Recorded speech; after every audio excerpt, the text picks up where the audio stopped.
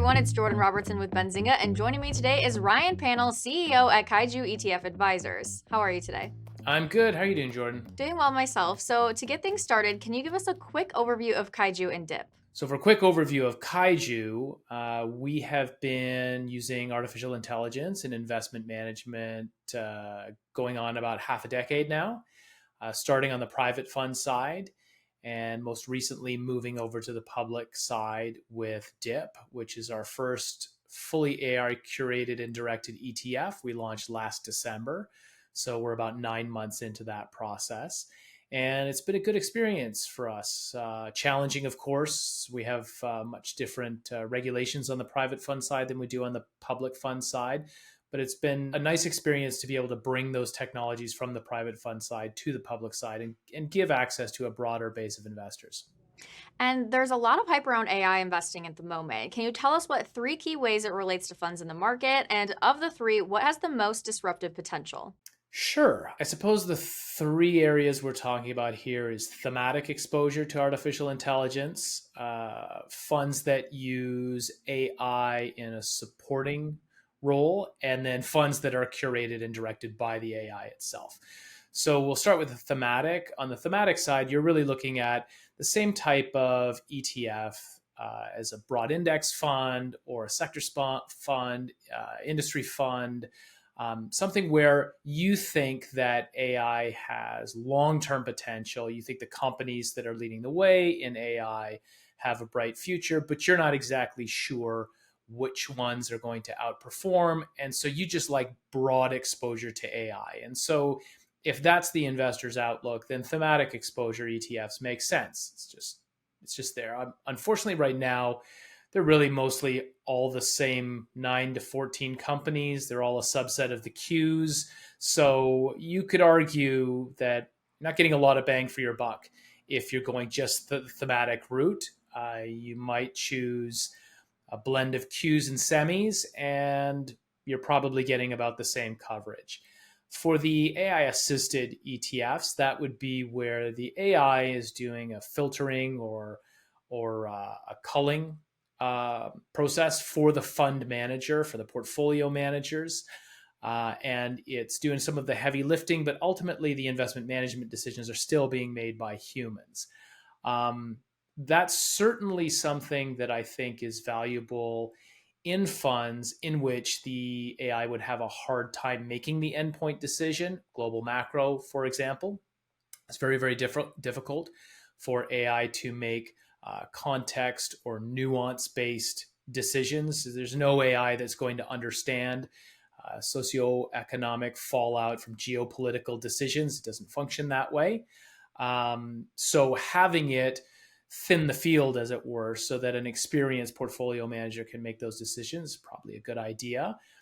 And then finally, what we do, which is AI curated and directed, where the AI, either within a black box environment, which is not what we do, or within a rules based environment, which is what we use, the AI is making endpoint investment management decisions. And the portfolio managers are really just there to make sure that there aren't errors in the output of the rebalancing instructions. Wonderful. Thank you so much for that. And is DIP an example of an endpoint? And if so, how? Yes. So DIP makes the endpoint financial decisions, the investment management decisions. We give it a trading ideology. It has a number of regulatory and risk based guidelines that it adheres to. But then it's got complete autonomy in terms of which components it's going to select, how long it's going to hold them, what it will replace them with, and its general investment outlook. It also, because it is artificial intelligence and by definition contains a machine learning layer, it is able to self evolve. So over time, it can modify its own code. Not completely in terms of investment ideology. It can't just decide to do something else, but it can change how it weights the criteria, which criteria it wants to include and exclude from its decision making. So that really is the definition of endpoint AI. It's doing the rebalance itself, and the humans are simply processing its instructions. And when do you think we'll see a cascade of endpoint funds? Are others looking to DIP as a first mover to prove itself first? I think everybody's looking to any AI fund to prove itself before diving headfirst, from thematic on down, honestly.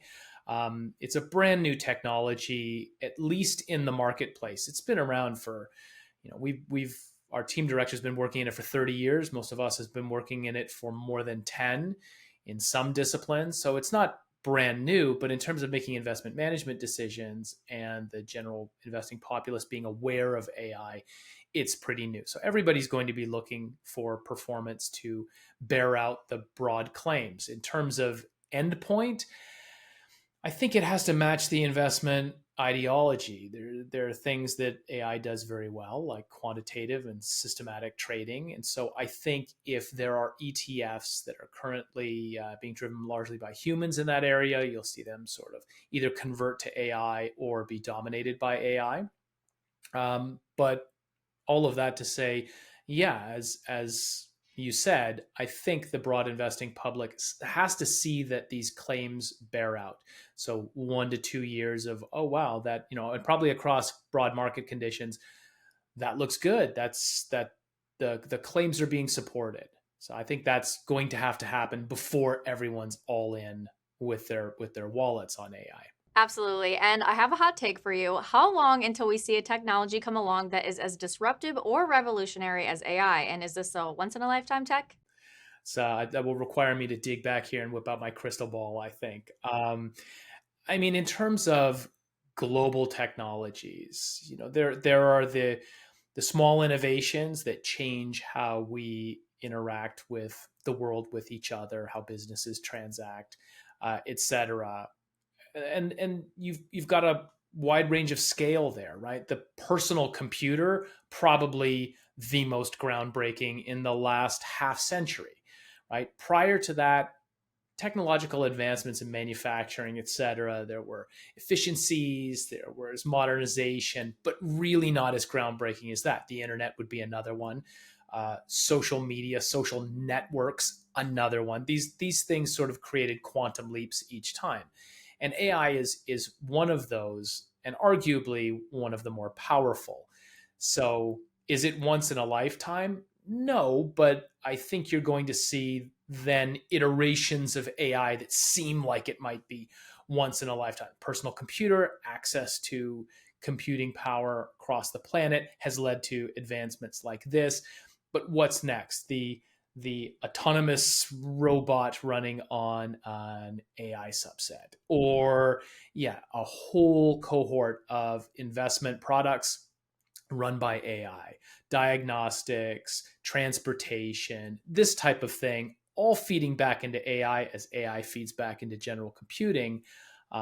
It's hard to say when the next dominant technology would be. Flying cars, I'm not sure what you would consider as disruptive, but we are sort of in the early days of this one, as we were in the 70s and 80s with early computing. So it's an exciting time. Is it going to be supplanted in the next 50 years? I don't really have the crystal ball, so I have no idea. Well, I really appreciate your insights. Thank you, Ryan. That's all I have for today. I hope to see you again and take care. Thanks, Jordan. Thanks for having us on.